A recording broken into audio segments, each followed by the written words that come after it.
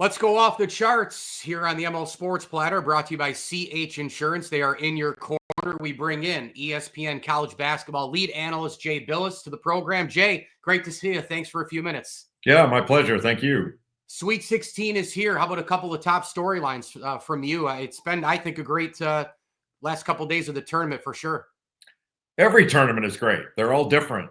And so this tournament has been great as well. And I think that the one seeds are the story because they're the best teams and they've proven it all year long and they're continuing to prove it.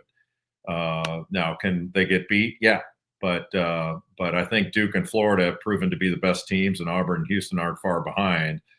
I'm not sure. I think some of the four seeds can give them a hard time. I just don't see any of them in the Sweet 16 that are gonna beat them. I don't see it, but that's probably true most years. You think one team's better and they get beat.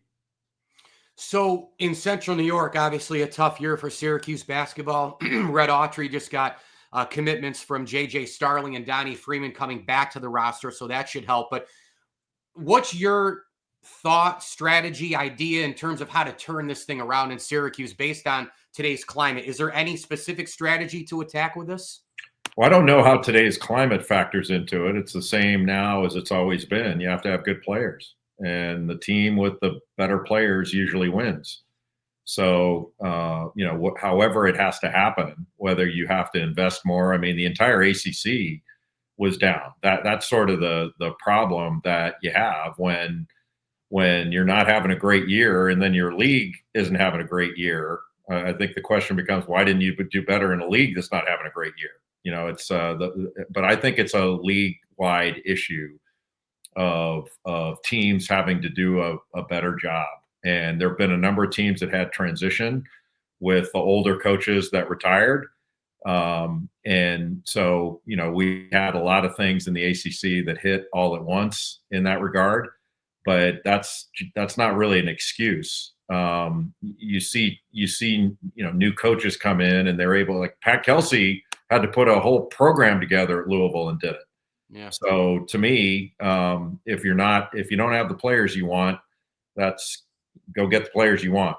I mean, it's not that difficult. Final thing I'll ask you is, and I love asking this question to people, is, do you remember the moment you kind of fell in love with the game of basketball? Was it really early as a kid? Was it when you played later? When did you kind of grab hold of the game and say, this is it for me?